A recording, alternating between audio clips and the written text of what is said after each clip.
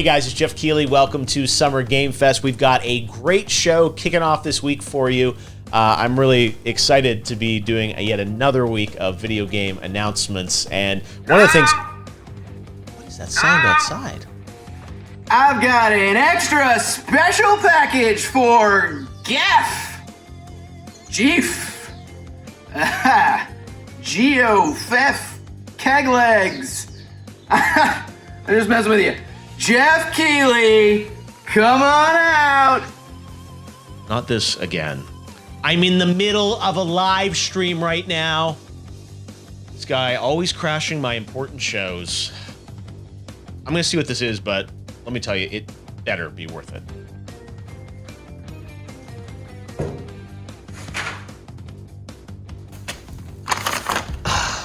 Crash, I really don't want the dirt that you have on Cortex. No. This is the Crash 4 trailer. For real?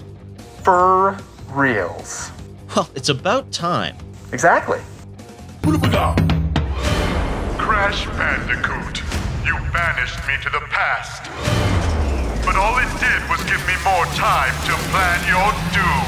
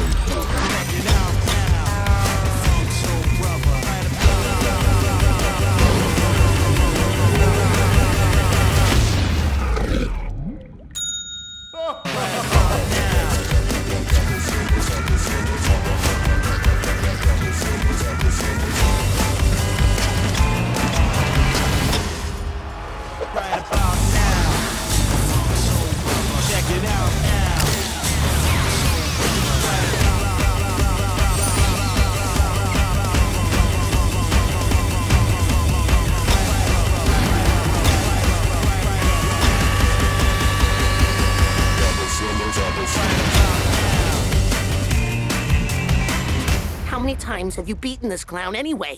3. Really? Only 3? Funny. Seemed like more.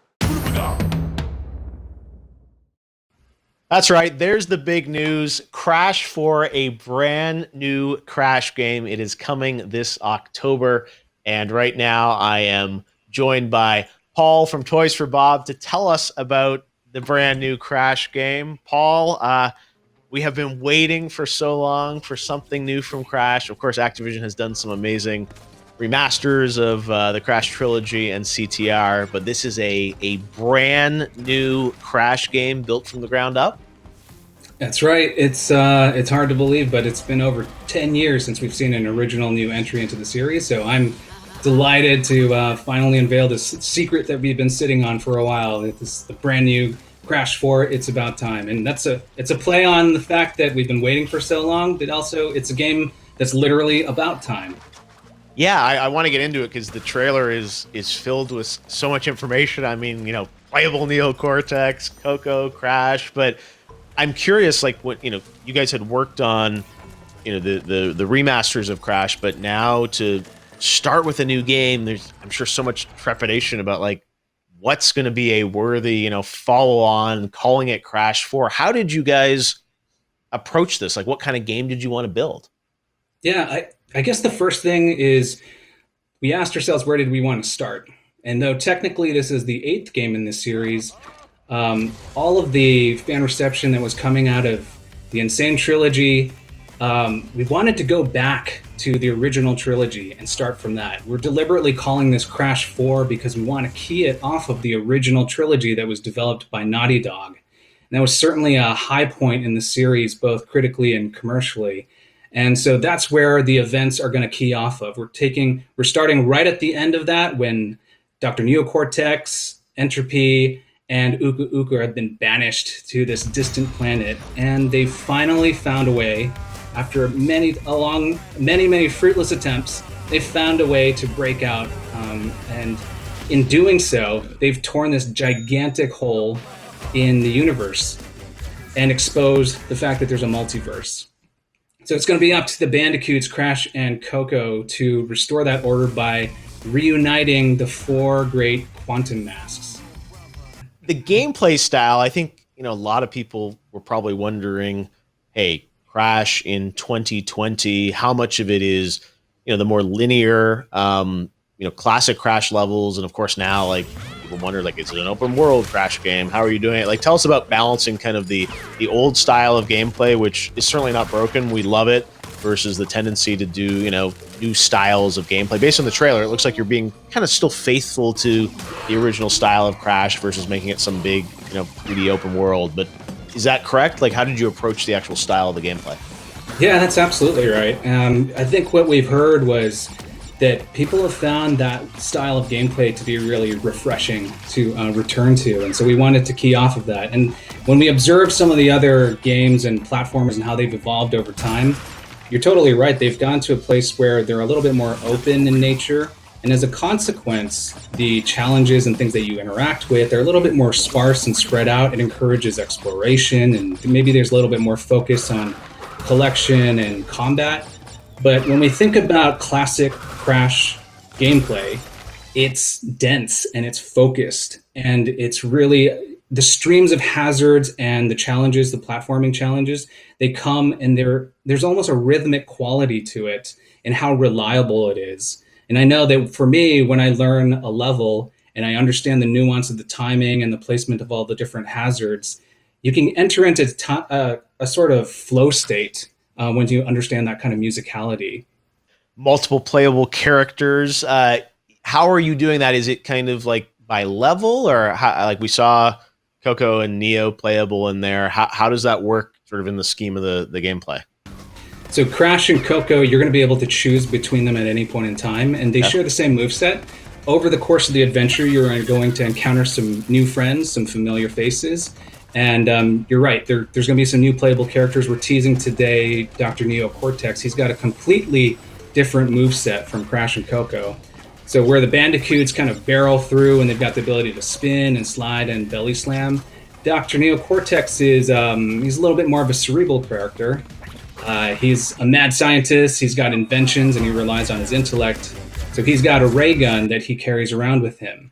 And that ray gun has the ability to transmogrify hazards and enemies into platforms. And he can choose between changing them into a static solid platform or a bouncy platform that gives him access to higher elevations. So his gameplay and the levels that are built specifically for his moveset is going to be a completely different flavor. It's going to be a little bit more strategic, a little bit more cerebral.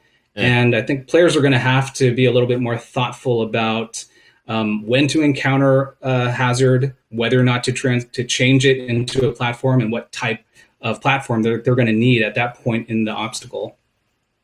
Wow. It seems ambitious that you're adding more elements to it. And then also you mentioned the masks. How do those work? So the quantum masks, there's 4 of them in this game, and over the course of the adventure, they're scattered across the universe. You're going to have to rescue them from the clutches of certain bosses, both familiar and new. The quantum mask, 2 of them that we're talking about today, is the time mask and the gravity mask. And masks in this franchise, they've got a lot of personality. They've got their own names and their own voices and their own powers. So the time mask, her name is Kapunawa. And when Crash uses Kapunawa, he's got the ability to slow down time to a crawl.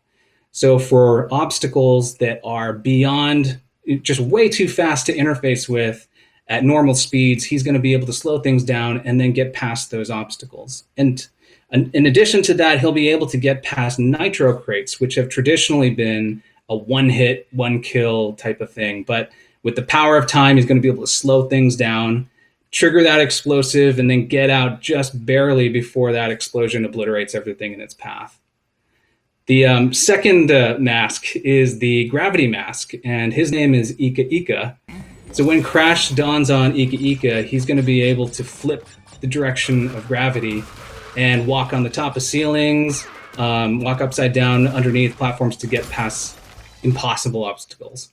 I'm really excited to play this, and again, I was playing Crash back when the original PlayStation first came out, and Activision's done a great job with the remasters. But to have a totally new game, I think, is what everyone was hoping for, and you're bringing it to life. So, congrats for doing this, and thanks for doing it even from a work from home situation. It's awesome to see, and can't wait to get to play it later this year.